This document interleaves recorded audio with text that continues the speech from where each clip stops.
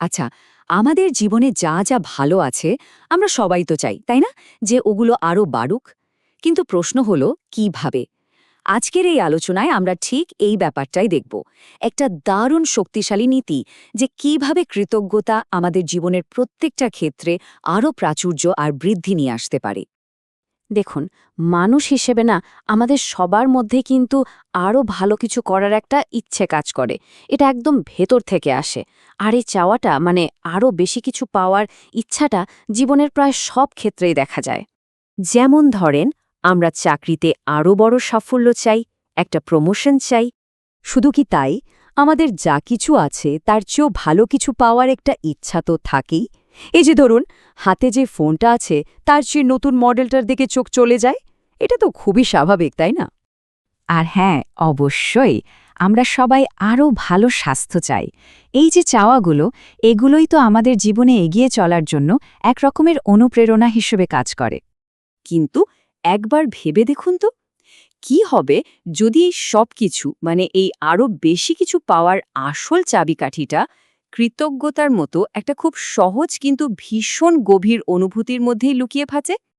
আর এই ধারণাটা কিন্তু কোনো সাধারণ কথাবার্তা না, এটা অনেকটা একটা শক্তিশালী ফর্মুলার মতো কাজ করে। চলেন সেই সমীকরণটা কি সেটা একটু দেখি। পবিত্র কোরআনে কিন্তু ঠিক এই কথাটাই বলা হয়েছে, একদম একটা প্রতিশ্রুতির মতো। সমীকরণটা খুবই সোজা। যদি কৃতজ্ঞ থাকা যায় তাহলে প্রতিদান হিসেবে বৃদ্ধিটা একদম নিশ্চিত। আর মজার ব্যাপার হলো, এটা শুধু টাকা পয়সা বা জিনিসপত্রের ক্ষেত্রেই না, জীবনের সব ক্ষেত্রে এটা সত্যি। ইসলামে এই গভীর কৃতজ্ঞতাকে বলা হয় শুকর। আর এটা কিন্তু শুধু মুখে ধন্যবাদ বলার চেয়ে অনেক বড় একটা ব্যাপার। এটা এমন একটা গভীর অনুভূতি যা আমাদের বিশ্বাসে, আমাদের কথায় আর সবচেয়ে জরুরি যেটা, আমাদের কাজে প্রকাশ পায়। আচ্ছা, প্রশ্নটা হলো, এই যে শুকর বা গভীর কৃতজ্ঞতার কথা আমরা বলছি, এটা আসলে বাস্তবে কিভাবে প্রকাশ করা যায়? শুধু কি মুখে বললেই কাজ হয়ে যাবে, নাকি এর জন্য আরও কিছু করার আছে? তো চলুন এবার আমরা কৃতজ্ঞতা প্রকাশের কিছু বাস্তব আর কার্যকর উপায় নিয়ে কথা বলি।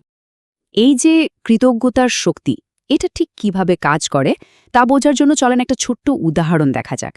এই উপমাটা আমাদের বুঝতে সাহায্য করবে যে মন থেকে দেওয়া একটা ধন্যবাদ কেন এতটা দামি। ধরেন আপনার খুব জরুরিভাবে $100 দরকার।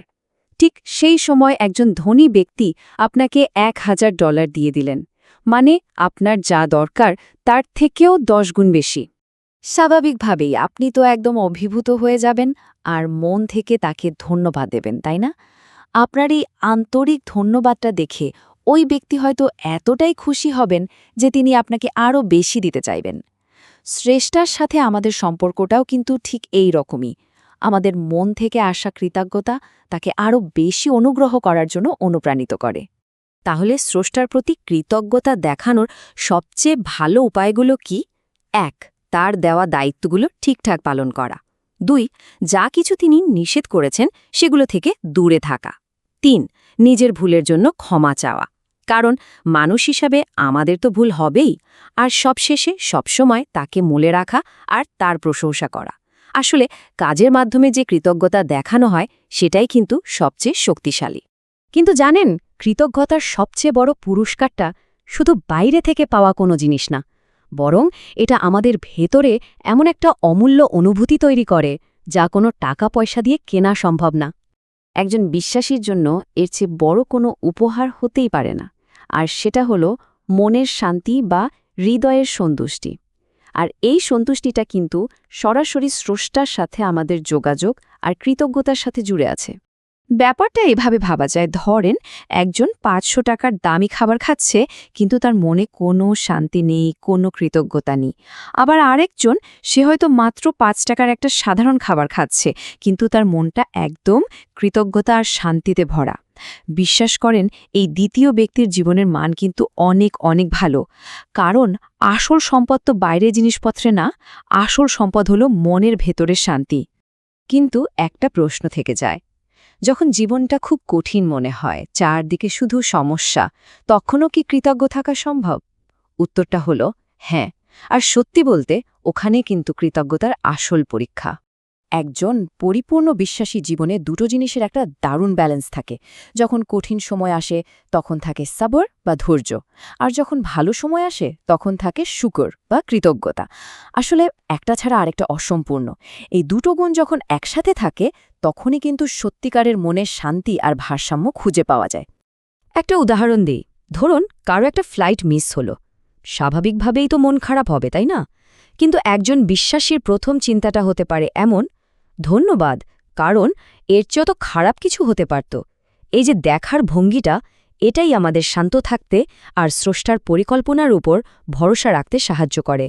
রসুল সাল্লাল্লাহু আলাইহি সাল্লাম আমাদের একটা অসাধারণ কথা শিখিয়েছেন, আলহামদুলিল্লাহে আলা কুল্লে হাল। এর মানে হল যে কোনো পরিস্থিতিতে সব প্রশংসা একমাত্র আল্লাহর জন্য। পরিস্থিতিটা ভালো হোক বা খারাপ, যাই হোক না কেন, এই কথাটা যদি মন থেকে বলা যায় তাহলে দেখবেন এক অদ্ভুত শান্তি পাওয়া যায়। তাহলে একদম শেষ কথা হলো এটাই, পরের বার যখন কোনো কিছু আমাদের পরিকল্পনা মতো হবে না, তখন অভিযোগ করার আগে আমরা কি একবার থামতে পারি?